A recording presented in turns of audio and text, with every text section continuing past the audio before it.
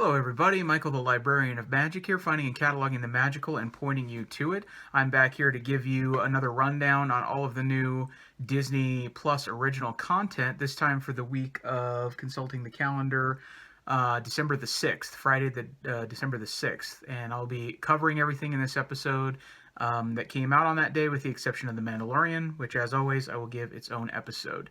So I don't mind the spoilers as we go on here, and I'll give you all my thoughts and impressions of this week's content. Forky asks a question this week. Forky wants to know, what is love? And this episode has a ton of excellent guest stars in it.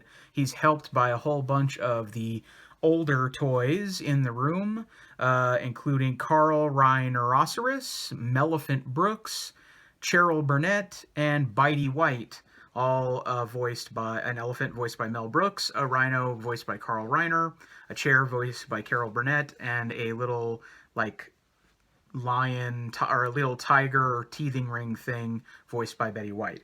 And the main thing that's awesome about this little episode of Forky Asks a Question is all those great cameos. They're really hilarious, and they kind of enact a little scenario to help Forky understand what love is, and great as always. The Marvel Hero Project this week featured a girl named Rebecca who lives in Vernon Township, New Jersey. And in this episode, it's really talking about how Rebecca is an advocate for LGBTQ plus rights and stuff like that in her community and in her area. She happens to be transgendered, but is 12 and sort of discovered, the names for everything and helpful definitions of her identity when she was about 9 or 10. And as she discovered that with her parents, they, have gone through this journey together of figuring out, the world of young transgendered people, and a journey of inclusivity and advocating for their rights. Rebecca's gone on many marches and advocated for legislation in her state. She recently, in the episode they cover, she recently spoke at the New Jersey State House Capitol building, where she was advocating for a potential bill that was being considered by the state Congress of whether or not to include LGBTQ specific elements in school curriculum, like teaching about the history of the gay rights struggle, or prominent LGBTQ figures in history and stuff like that being taught in the schools. And she went and spoke about that and was advocating for that. And also, after the episode was made, the legislation passed in the state of New Jersey. So once again, just a really inspiring young person who is really helping people out in her community and is fighting for a more equal future for all of us. And, a person that, again, I'm really happy is in our future. And she just seems like a really awesome person, and really... I one of the things that blows me away about all of the young people on these shows is I can't imagine myself having been so dedicated to something, or so passionate about something, or so directed when I was, 12, 11, 10 years old. I just find that to be very impressive. And these episodes shine a light on my own privilege, which I'm not upset about at all. I think it's necessary and helpful for all of us to see what other people have to deal with, and to figure out how we can support each other and create a better world together. So, Marvel Hero Project, I'm still really enjoying that show. On Disney Family Sundays this time around, the Craft Show, there's a tutorial on how to make Mickey and Friends Christmas ornaments for the holiday season. And this one is one that I would probably actually do. It features a family called the Freemans. They have a mom and dad and a son and a daughter, I think. And anyway, this is one I think I would maybe actually do. It involves using like little empty plastic light bulb shaped things that you can get from like a craft store, and then you fill them up with paint on the inside, and then paint them a little on the outside and decorate them so that they look like the color or outfit schemes of like Mickey, or I think they make Mickey, Goofy, Daisy in the show. But there's a bunch of others you could do just to be inspired by that. And actually, I think that one looks really fun and something that me and my wife may be interested in doing. So, Disney Family Sundays, as always, they tell you how to everything you'll need to do it for yourself. There was a new Pixar in Real Life finally, and I'm assuming they're going to be doing these like once a month. And this one, it's Finding Dory themed. The episode is called Aquarium Escape, and the people at Disney Pixar go to some aquarium somewhere. It has like a an outdoor walkway area. I think it might be in New York or somewhere on the East Coast, and they build a version of the octopus from Finding Dory escaping in the child stroller. They build like this big mechanical thing, like legs that stick out of this stroller, and it can move around on its own. I'm sure it's like remotely controlled from somewhere, and it's moving around, and they're messing with the guests at this aquarium place.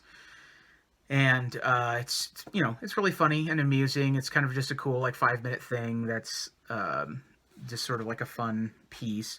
They have actors involved that are impersonating like aquarium personnel that come along and pretend with the guests, especially the children. Like, did you see an octopus around here? There's one that got loose, and the kids all play along, and they create like a little illusion for them all, and it's really fun. So that's what Pixar in Real Life is like. And if you want to see the segment from Finding Dory with the octopus escape come to life, check it out. The Imagineering story this time, the episode is called Carousel of Progress, and this one, I imagine we're going to be nearing the end of this documentary. There's probably only 1 or 2 episodes left. This one, it highlights the beginning of the Bob Iger era, who is still the president and CEO of the Walt Disney Company. And primarily from the Imagineering perspective, this episode highlights sort of Bob Iger's decisions to put money and time and creative investment into like making California Adventure better, and Hong Kong Disney, and some of the stuff that like during the Eisner era they were like trying to save money on and not spending as much of their financial stuff on. So it details through all of that, and that's probably like the bulk of the episode, especially from the Imagineers' point of view. But it also goes through like the acquisition of Marvel and Star Wars, and all the things that Bob Iger has spent money on since he's become the president of the company, and how that's fostered a different environment from the Eisner era, in which the creative types and the Imagineers feel a little bit more like the company is going to be willing to put money into creative endeavors, and that creates a better spirit of creating things around the company. So that's really kind of the gist of this episode. It continues, as the last episode did, to have a really good balance of focusing on the Imagineers' perspective instead of, the Disney company at large. I feel like that one episode during the Eisner era, I think it was episode 3, that was the only one that I really had a nitpick with the focusing thing, but these two have been really good. This episode is just the same. It's focused on its subject, and I enjoyed this one. I thought it was kind of cool to see how they went in and repurposed a lot of stuff in California Adventure, made that better by utilizing Pixar properties, the building of Cars Land. They detail all of that stuff, and it's actually really cool because they go a lot more in depth into the Imagineering aspects of it, and that's what I've been hoping for from this documentary. And this episode actually does a really good job of that. So if you are interested in how they built some of the stuff in California Adventure, if you're a fan of Cars Land or all the Pixar stuff that they've done over there, then this is the episode for you. In High School Musical, the series this week, the episode is called Homecoming, and it primarily features the principal kids going to homecoming. Um, Nene and her friend Courtney decide not to go because she's still struggling with EJ and all that kind of stuff, and they end up going out with Miss Jen, the musical teacher, on a girls' night at a bowling alley. They go to like a karaoke lounge that's attached to a bowling alley to let off some steam. And Ricky decides to go stag to the homecoming with Big Red, and when he goes there, he finds out that Gina has sort of hatched her plan to go to the prom or to the homecoming with EJ in the hopes of making Nene jealous and causing more friction in the show and all that stuff. It doesn't work out for Gina because Nene doesn't show up, and Ricky kind of calls her out on it, and they kind of have a little, kerfuffle, and then surprisingly, the tail end of this episode is Ricky actually having a tender moment with Gina, and them kind of hitting it off in a weird way. When he offers to give her a ride home after he apologizes for being a jerk to her, and he finds out, that she struggles at home and he struggles at home, and they have stuff in common, and he feels like an outsider, and so does she, and all that stuff, and they kind of bond over the musical and everything. So I don't know where they're going with that, but that's an interesting turn. If you had told me at the beginning of the episode of all the things I might have predicted for this one, I would not have predicted Ricky and Gina potentially being part of a love quadrangle, I guess you could say now. But there you have it. Also, things are going to be revealed more about Miss Jen. You find out in the end of this episode. So she's, like I said, she went out to have a girls' night with the girls, and she actually hits it off with Ricky's dad, who goes to the bowling alley to meet people and let off steam because of his divorce and everything that he's going through. And he actually hits it off with Miss Jen. But then you find out at the end of the episode, she gets some text that she's been ignoring on her phone. She was supposed to be chaperoning the homecoming, and she didn't go. And she got a call or a message from the principal that she's supposed to meet in the office first thing in the morning. So we'll probably figure out what's up with that in the next episode. But I think the principal might have gotten some information that she isn't who she says she is, and that she knows it, which is why she intentionally didn't go to the homecoming anyway. And I think she knows that her time is numbered. There's going to be some conflict with that. She's not being truthful about who she actually is. They're dropping hints about that, so we'll see where that comes from. This wasn't nearly as strong as the last episode, but it was still pretty good. There were some aspects of the homecoming part of it, like the attitude that people have toward each other and stuff, seemed a little contrived. Like they moved things along a little bit quickly to get all of these plot elements to happen. But can we really complain about anything in High School Musical, the series, being a little bit contrived? I mean, let's be honest, it's not really that fair of a criticism to levy against this kind of a show. So just, all that to say, this wasn't as strong of an episode as the other one. The actors and the writers of this show have actually demonstrated that they can do even better than they did in this one. But it was still fine, and the sort of plot reveals at the very end of this one show that this was sort of a episode that was meant to move the story along a little bit. So that's High School Musical, the series this week. On Encore, there was a production of Annie Get Your Gun from 1998 in Satellite Beach, Florida. And this was an interesting one. If you are the type of person that, if you watch reality TV, but you find people behaving awkwardly, if you find that to be sort of cringy as a viewer, then this episode is going to be a tough watch for you. But if that's the reason, like some people, that's the reason you watch reality TV, is you want to see those awkward moments between people, this is the episode for you. You may have been feeling like everybody seems to get along pretty well. There's a little bit of conflict, but not a lot. This episode has conflict in it. The people are a little awkward at times. There's some people that are holding on to a lot of things from their past in this episode, and they have bones to pick and things to work out, and there's some temperamental personalities in this one. However, I will say I felt like for all of that, this was a cast that I felt like struggled the most putting their production together. They had the most struggles in their 5 day time span to get Eddie Get Your Gun going because of issues with each other and issues.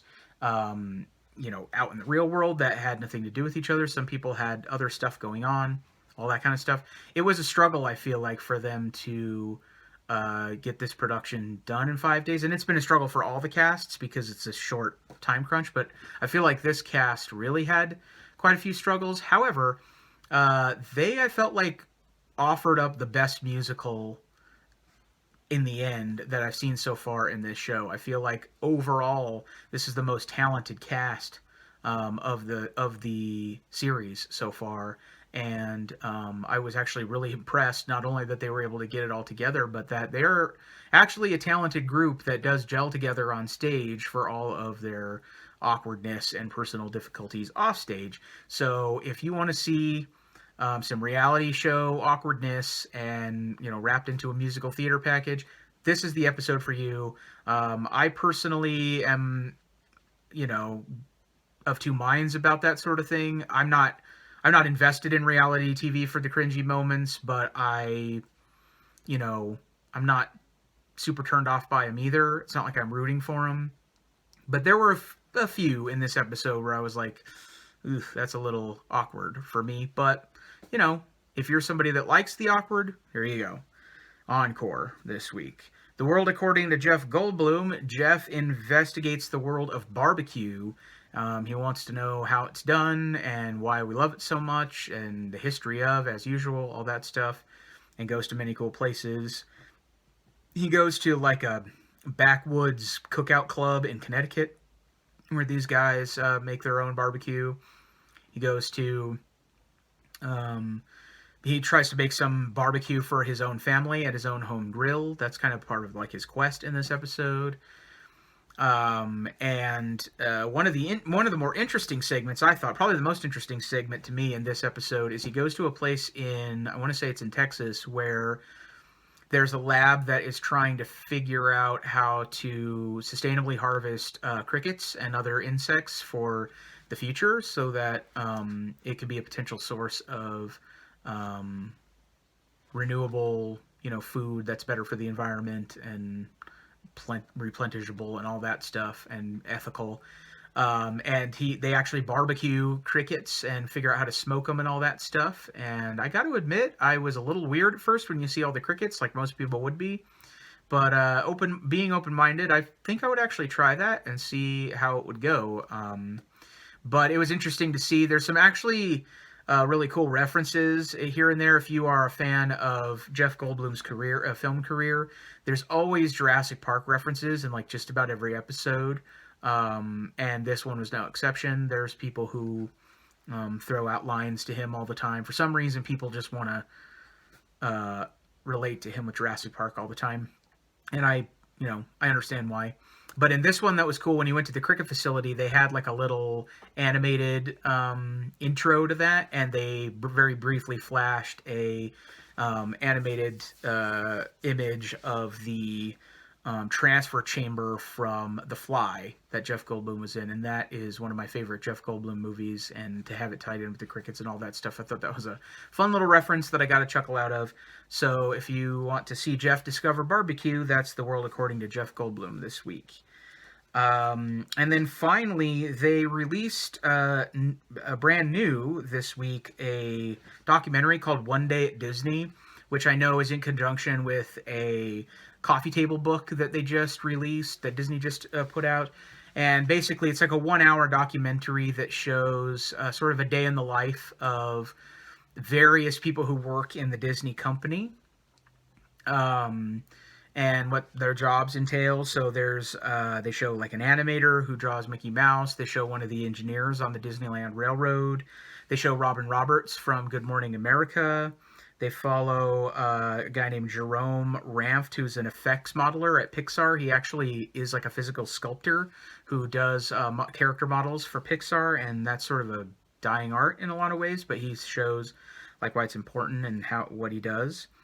They show Ashley Gordick, I think her name is, an Imagineer who has worked on a maintenance droid called Jake for Tomorrowland at Disney World, and it's this like autonomous droid that just cruises around and interacts with park guests and stuff. And they talk about how that works and her job in maintaining it and all that stuff. Um, they follow Grace Lee, who's a senior illustration manager for the Disney company. Basically, she works on like all the illustrated books and stuff that they do for children and everything, or anytime they have adverts or posters or anything that requires animation, she and her team are involved in like creating all the animation or like illustrations. I mean, not animation, illustrations. Anything that involves like an animated illustration, she does.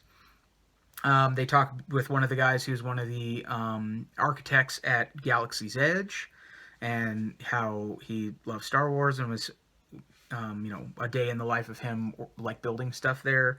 They shadow a vet at Animal Kingdom and her challenges of dealing with various animals during the day. They show a rhino and a prehensile-tailed porcupine, which is really cute and cool. And they just talk about what it's like to work at Animal Kingdom.